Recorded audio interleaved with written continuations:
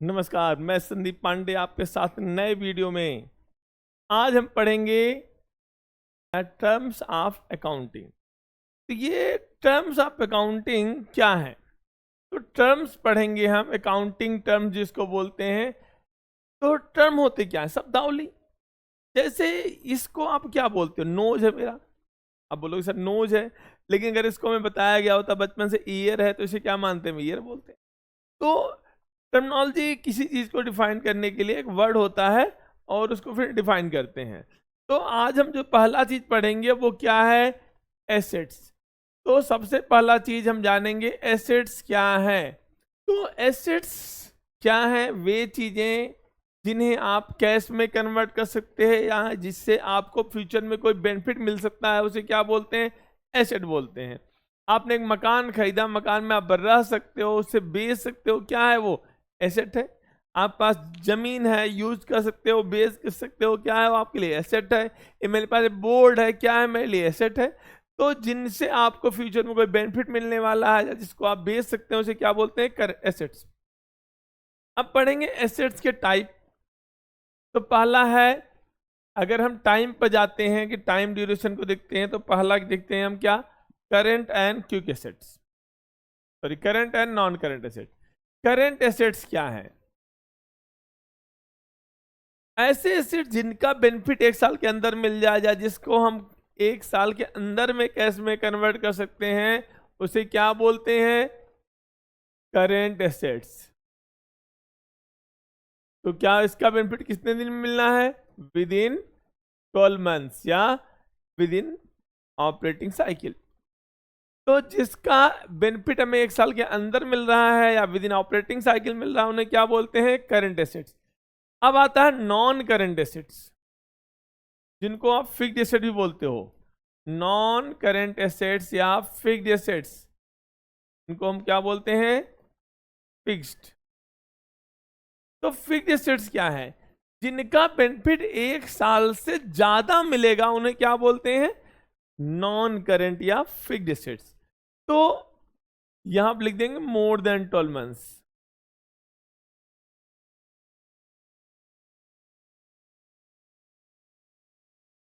तो ऐसे कौन से एसेट है जिनका जीवन एक चक्र एक साल से कम है और किसी का एक साल से ज्यादा? ये चेक कर सकते हैं। जैसे क्या? बिल्डिंग है। आप बिल्डिंग खरीदते क्यों हो भाई? लंबे समय तक यूज करना। क्या है वो नॉन करंट है। बिल्डिंग क्या हो गई? Non current. आप पास लैंड है, आप लंबे समय तक के लिए खरीदते हो, भले आप कल ही बेच दो। पर्पज क्या था खरीदने के लिए? वो क्या था? लॉन्ग टर्म यूज के लिए। वो क्या है? Non current. फर्नीचर है आपके घर में, फर्नीचर रोज रोज खरीदते हो क्या? आप ऐसा खरीदते हो 2 4 10 साल चले, तो क्या है वो?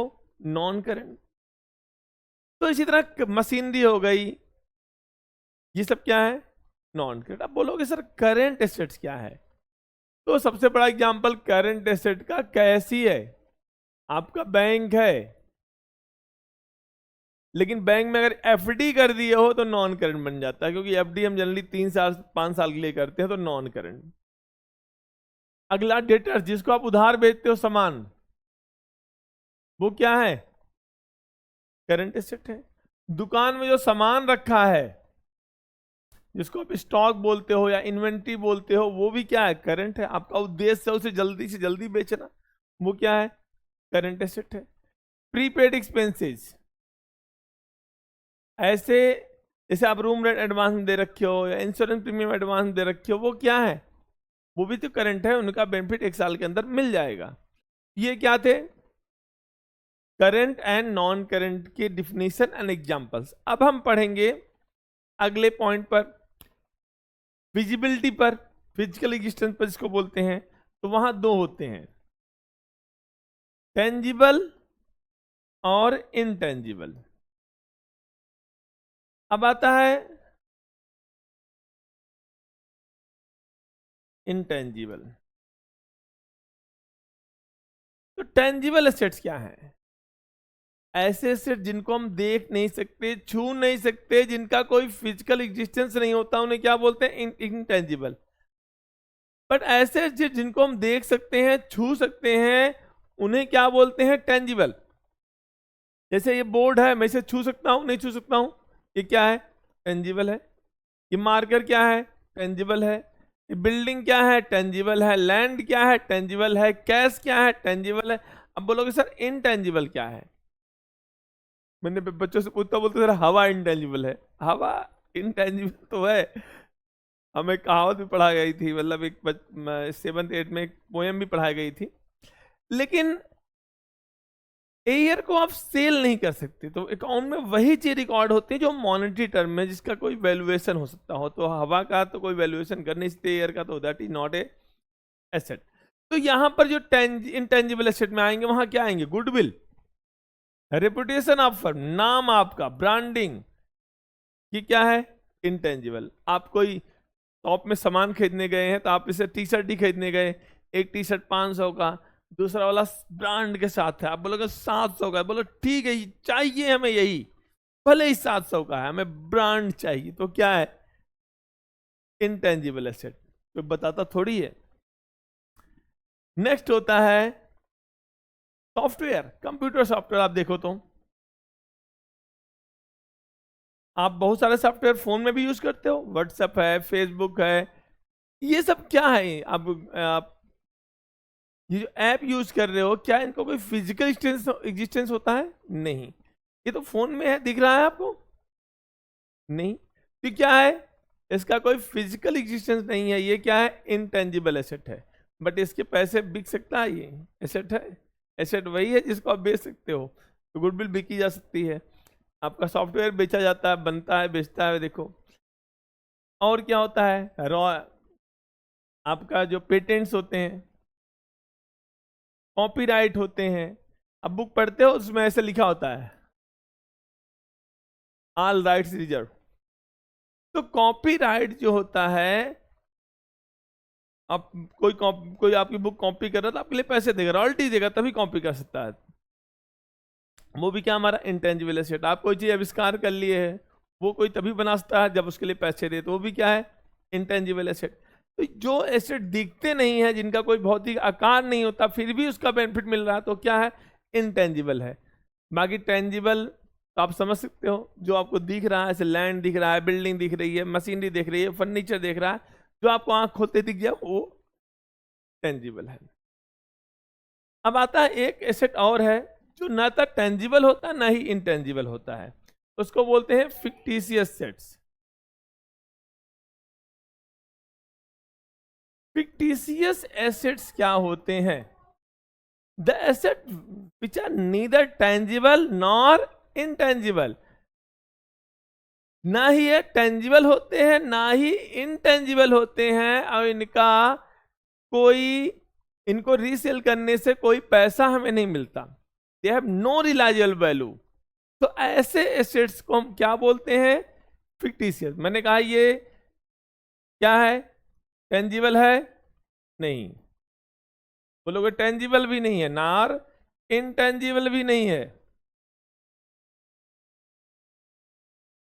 रिलायबल वैल्यू भी नहीं है, तो ऐसे एसेट क्या बोलते हैं, फिक्टिशियस एसेट। आप बोलोगे ऐसे एसेट का एग्जांपल क्या है, मान लो मैंने अपना कोचिंग खोला, बहुत सारा एडवर्टीजमेंट कर लिया, आप आंख खोलते ही आपको दिखा हर्षित क्लासेस, पेपर में पढ़ रहे हो हर्षित क्लासेस, स्कूल जा रहे हो हर्षित क्लासेस, हर जगह आपको हर्षित क्लास दिख रहा है, मैंने इतना ऐड कर दिया, तो वो ऐड का खर्चा एक साल में हम उसको कवर अप नहीं कर सकते, उसे हम कई सालों में राइट अप करते हैं, जब तक वो राइट अप नहीं होता उसे क्या बोलते हैं, इंटेंजिबल, फिक्टिशियस एसेट बोलते हैं। क्या बोलते हैं उसको, फिक्टिशियस। जैसे मैंने क्या बोला, एडवर्टाइजमेंट सस्पेंस,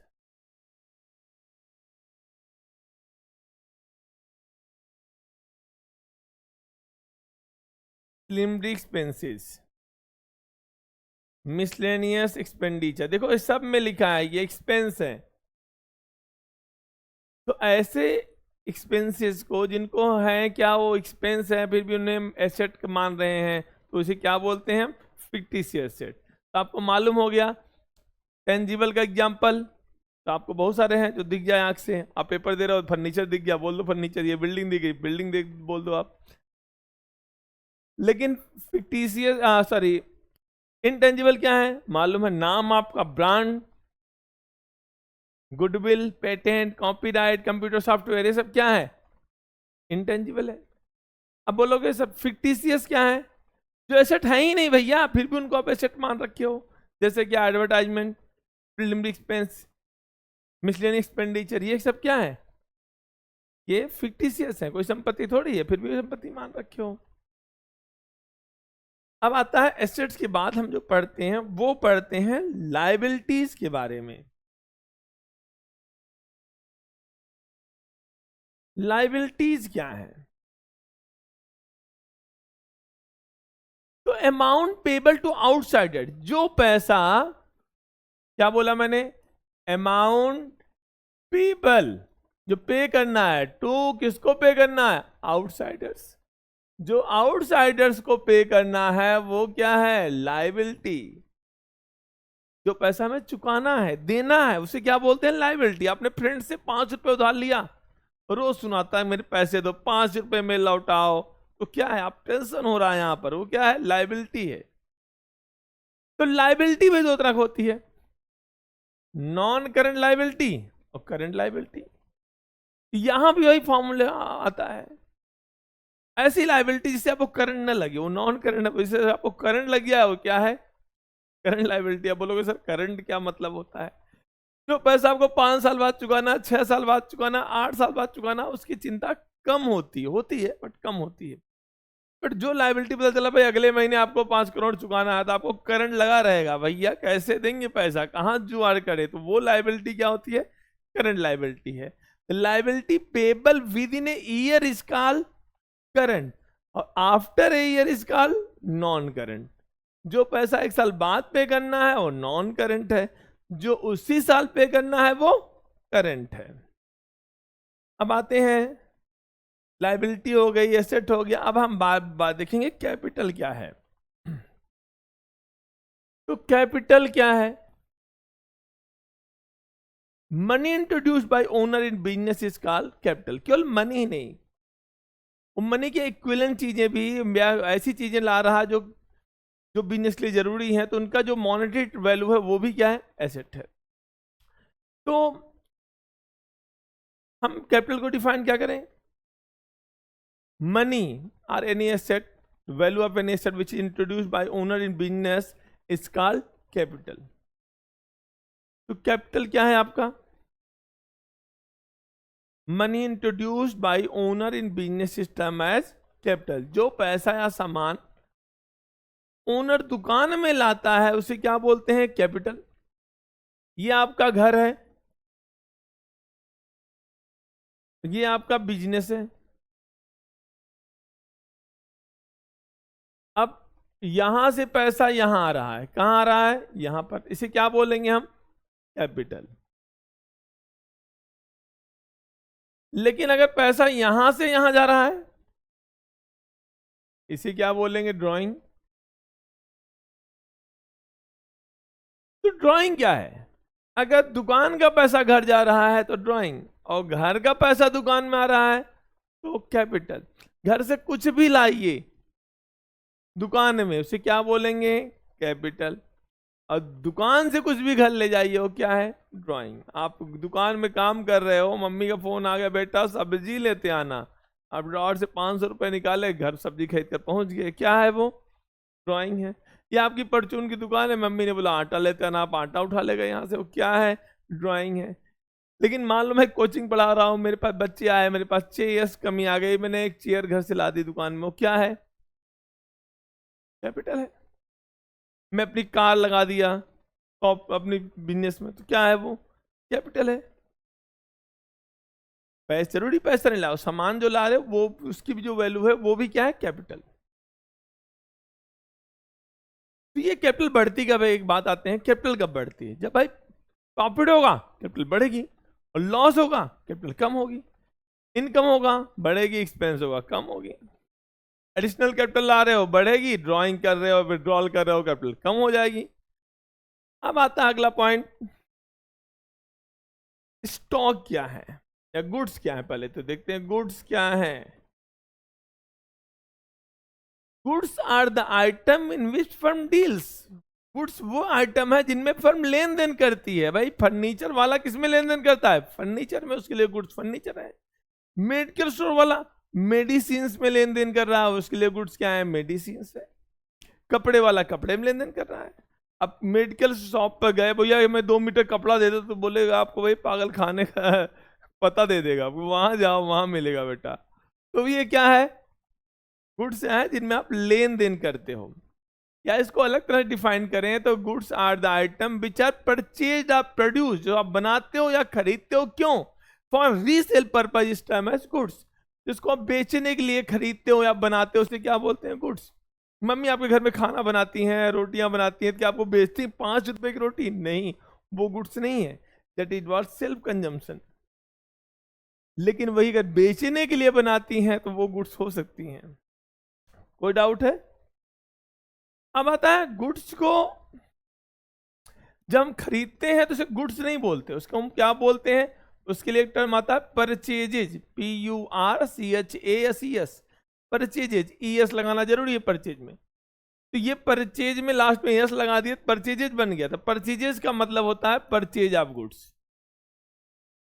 परचेज ऑफ, जब आप गुड्स खरीदते हो तो उसको आप टर्मिनोलॉजी दे सकते हो परचेजेज। लेकिन आप फर्नीचर खरीद रहे हो, मशीनरी खरीद रहे हो, उसको आप परचेजेज नहीं बोलते, हिंदी बोलते हैं क्रय किया। इतना सेल्स वर्ड, जो सेल्स वर्ड होता है ये सेल ऑफ गुड्स होता है। जब आप गुड्स बेचते हैं तो उसे क्या बोलते हैं? सेल। सेल करते हैं गुड्स को तो इसे क्या बोलते हैं? सेल्स। लेकिन फर्नीचर, मशीनरी या कोई अगर अदर एसेट बेचते हैं तो उन्हें आप सेल्स नहीं बोलते। सेल्स वर्ड गुड्स के लिए होता है, जब गुड्स बिकता है तो। इतना जो गुड्स बेचा था वो वापस आ गया टलते घूमते। मान लो कोई गुड डिफेक्टिव था या नॉन सेलेबल था, वो लौट कर आ गया, तो क्या बोल रहे हैं उसको आप? ये परचेजेज रिटर्न हो गए। परचेजेज रिटर्न, या दूसरा नाम भी है इसका, रिटर्न इनवर्ड। अब बोलोगे सर इनवर्ड क्यों बोला? भाई लौट कर अंदर की तरफ आ रहा है ना, है तो रिटर्न। आ रहा है इनवर्ड, जा रहा है आउटवर्ड। तो यहां तो रिटर्न होकर आ रहा है तो इनवर्ड। जो गुड्स बेचा था वापस आ गए, रिटर्न इनवर्ड है। सॉरी मैंने गलत बता दिया इसको, रिटर्न आउटवर्ड है। जो गुड्स आपने खरीदा था वो वापस कर रहे हो, तो क्या बोले इसको? Outward, not inward. आ नहीं रहा, जा रहा। भाई खरीदे थे उसको हम लौटा रहे हैं, तो क्या है? ये आउटवर्ड है। जा रहा बाहर तरफ, आउटवर्ड। आएगा तो इनवर्ड आएगा। कब? जो बेचा था वो वापस आता है ना, तो उसे क्या बोलते हैं? इनवर्ड। क्या बोलते हैं इसको? सेल्स रिटर्न या रिटर्न इनवर्ड। तो जो बेचे थे वही तो वापस आएंगे, जो गया है वही तो लौट कर आएगा, और जो आया है वो लौट कर जाएगा। तो यहां पे क्या हो गया? परचेज रिटर्न को रिटर्न आउटवर्ड बोलते हैं। सेल्स जो बेचा था वो कुछ लौट कर आ रहे हैं, उसे क्या बोलते हैं? सेल्स रिटर्न या रिटर्न इनवर्ड। लास्ट में जो बच गया उसे क्या बोलते हैं? स्टॉक। स्टॉक क्या है? Goods lying unsold. Goods lying unsold on a particular date is called stock. Stock बड़ा वेरिएबल होता रहता है। अभी इतना स्टॉक है, सामान और आ गया, स्टॉक बढ़ गया, बेच दिए, स्टॉक कम हो गया। तो स्टॉक फ्लक्चुएट होता था। परचेज रिटर्न करेंगे, स्टॉक कम हो जाएगा। सेल्स रिटर्न करेंगे, स्टॉक बढ़ जाएगा। अब आते हैं एक्सपेंसेस।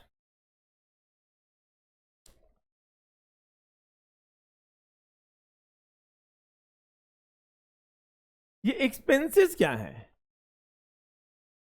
अगर जनरल वर्ड में देखें, एक्सपायर्ड पार्ट। एक्सपायर्ड पार्ट जो होते हैं वो क्या होते हैं? एक्सपेंस। एक्सपायर्ड का है पार्ट क्या है ये भी देख लेते हैं। मैंने पेन खरीदी मान लो 10 रुपए की, इतना है एसेट है हमारा, अभी बेनिफिट मिलना बाकी है। जिसका बेनिफिट मिलना बाकी है वो क्या है? एसेट है। जिसका बेनिफिट मिल गया एक्सपेंस है। इसका बेनिफिट मिले ही ना, लॉस है। अब जनरल टर्म में आपका मोबाइल खो जाए, पर्स खो जाए, तो आप क्या बोलते हो? भैया लॉस हो गया हमारा। लॉस मतलब पहले से मालूम है, बताने की जरूरत नहीं है।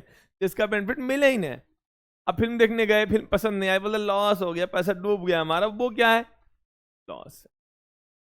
लेकिन जिसका बेनिफिट मिल गया, आप गए, मौज करके आए, समोसे वगैरह, पार्टी, मोमोज, बर्गर, पिज्जा जो भी खाकर आए, वो क्या है? आप एक्सपेंस, बड़ा मजा आया, कुछ इतना खर्चा हुआ लेकिन मजा आ गया। तो एक्सपेंस जिसका बेनिफिट डिराइव्ड हो गया एक्सपेंस है, जिसका बेनिफिट मिले ही ना हो क्या है? लॉस है। अब आता है अगला पॉइंट, इसको हम डिफाइन कैसे कर सकते हैं अकाउंटिंग टर्म में? ये तो जनरल टर्म में बताया मैंने। तो कॉस्ट है, एक्सपेंस क्या बोलते हैं हम? कॉस्ट। कौन सी कॉस्ट है? लागत क्या होती है? कॉस्ट इनकर्ड इन प्रोड्यूसिंग और selling goods or providing services is called expense. Goods को बनाने में या बेचने में या सर्विस को देने में जो लागत आती है उसे क्या बोलते हैं? एक्सपेंस। मैं आपको पढ़ा रहा हूं, रूम का किराया जा रहा है, क्या है वो? कॉस्ट में आता ना, तो एक्सपेंस है। मैं आपको पढ़ा रहा हूं, इलेक्ट्रिसिटी बिल कंज्यूम हो रही, क्या है वो? एक्सपेंस है। मैं पढ़ा रहा हूं, हमारा एसेट डिप्रिशिएट हो रहा है, वो क्या है? एक्सपेंस है। मैं पढ़ा रहा हूं, मेरी सैलरी जा रही है, वो क्या है? एक्सपेंस है। तो जो भी लागत आ रही है वो क्या है? एक्सपेंस। ऐसे आप गुड्स, आप पेन खरीदते हो, पेन को बनाने में प्लास्टिक यूज होता होगा, वेजेस यूज होते होंगे, इलेक्ट्रिसिटी यूज होती होगी, पावर यूज हो रही है, ये सब क्या है? इंक यूज हो रही है, सब क्या है? एक्सपेंस है। अब आते हैं अगला पॉइंट, ओनर कौन है भैया? Who is the owner? The person who invest money in business and bears all risk is called owner. केवल पैसा लगाने से कोई ओनर नहीं बनता, रिस्क भी बियर करना पड़ता है।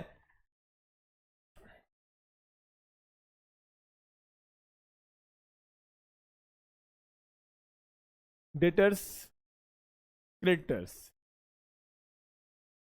डेटर्स कौन होते हैं? जिनको हम उधार बेचते हैं वो क्या कहलाते हैं? डेटर्स। जिनको हम उधार गुड्स बेचते हैं उन्हें क्या बोलते हैं? डेटर्स। अब एक वेंडर वाला वर्ड भी आता है, वो लोग कंफ्यूज होते हैं। डेटर्स वो होते हैं जिनको गुड्स उधार बेचते हैं, और वेंडर और क्रेडिटर क्या होते हैं ये भी देख लेते हैं हम लोग। क्रेडिटर कौन होते हैं? जिनसे हम गुड्स उधार खरीदते हैं, लेकिन हम गुड्स के सिवा और भी कुछ उधार खरीद सकते हैं। लाइक क्या? एसेट्स खरीद रहे हैं, फर्नीचर, बिल्डिंग, मशीनरी, ये सब खरीद रहे हैं, ये क्या है? वेंडर। अगर आपने गुड्स उधार खरीदा तो उसे क्या बोलते हैं? Creditors. By whom we purchase goods on credit. अब ये गुड्स के लिए है, ये क्या होता है? Other assets except goods. Furniture उधार खरीद रहे हैं, जिससे आप फर्नीचर उधार खरीद रहे हो, क्या है? वेंडर है। इतना डेटर कौन होते हैं? जिनको आप उधार गुड्स बेचते हो उन्हें क्या बोलते हैं? डेटर्स बोलते हैं। आपको डेटर्स मालूम हो गया। डेटर्स को उधार बेच रहे हो तो इनसे पैसा मिलना है, ये क्या है? हमारा एसेट है। और क्रेडिटर से उधार खरीद रहे हो, उन्हें पैसा पे करना है, क्या है? ये लायबिलिटी है। वेंडर भी हमारी लायबिलिटी होती है, इनसे भी आप एसेट वगैरह खरीदते हो। अब आता है